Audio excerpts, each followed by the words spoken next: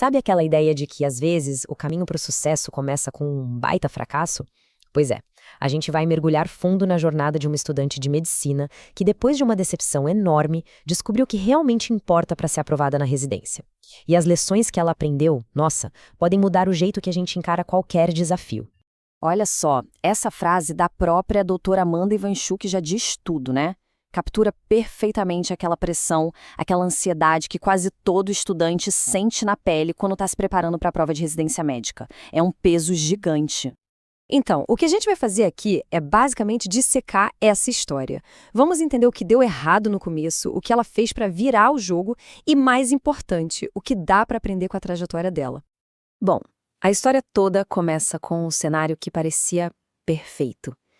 Uma estudante super dedicada de uma faculdade de ponta, a Santa Casa. Ela tinha aquela confiança, sabe? A certeza de que ia passar de primeira nas provas de residência.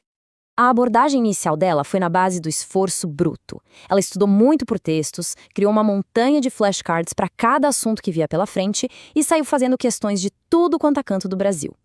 A lógica era simples. Quanto mais tempo sentado estudando, mais perto do sucesso.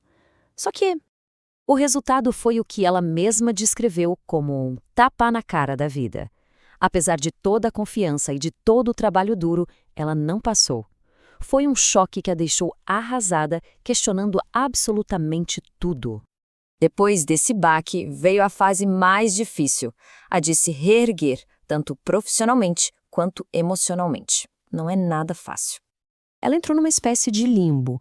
De um lado, plantões exaustivos para ganhar dinheiro e até para se sentir médica de fato. Do outro, a luta interna para aceitar a falha enquanto viu os amigos entrando na residência. Ela conta que voltou a estudar com ódio, com aquela frustração. Foi um processo bem lento até ela assimilar que aquele plano original tinha ido por água abaixo. E aqui que a história começa a mudar de verdade.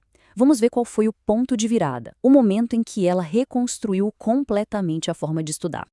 Olha que interessante essa comparação. Fica muito clara a mudança de mentalidade. Ela saiu de uma estratégia totalmente passiva, baseada em volume de estudo, para uma estratégia ativa, inteligente e super direcionada. Trocou textos genéricos por foco nas questões da prova que ela queria, parou de fazer flashcard para tudo e começou a entender o padrão da banca.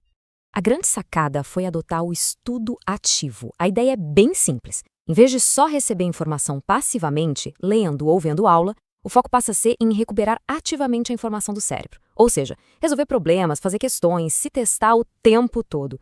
É isso que fixa o conhecimento de verdade. Inclusive, se você é estudante e quer se preparar de verdade, entra agora em mediocob.com.br, baixa o app e aproveita o maior banco de questões do Brasil, com provas anteriores de todas as instituições, questões comentadas, resumos práticos, aulas completas e flashcards prontos para revisar onde quiser.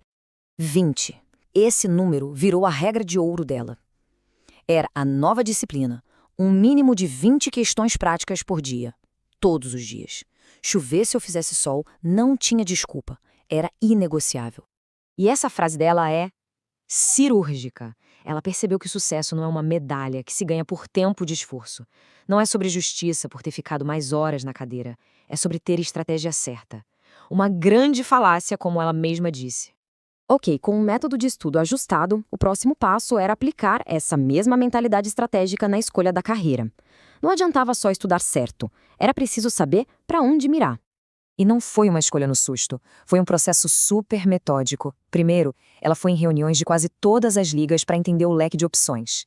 Depois, passou a observar o estilo de vida dos professores e sacou que não queria a rotina maluca de cirurgia ou GO. Terceiro, identificou o que era prioridade para ela e viu que a dermato tinha a mistura certa de clínica e procedimentos.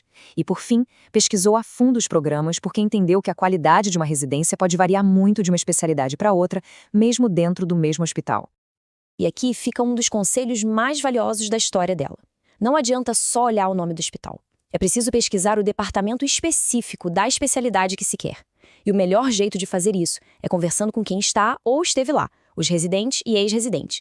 Eles contam a história real, sem filtro. Com tudo alinhado, vieram os meses finais de preparação. E como se não bastasse, eles trouxeram novos desafios que testaram a resiliência dela de formas que ela nem imaginava. Essa linha do tempo mostra bem que a vida não espera a gente estar pronto, né? Em outubro, uma cirurgia de emergência obrigou uma pausa de 1 semana. Em novembro, o pânico após cirurgia fez ela se inscrever em muito mais provas do que o planejado. Aí, dezembro e janeiro viraram uma maratona absurda de provas, toda semana um esgotamento total. Mas o resultado veio, a aprovação em uma das provas que ela mais focou, o SUS-ESP. Então, resumindo as grandes lições dessa jornada.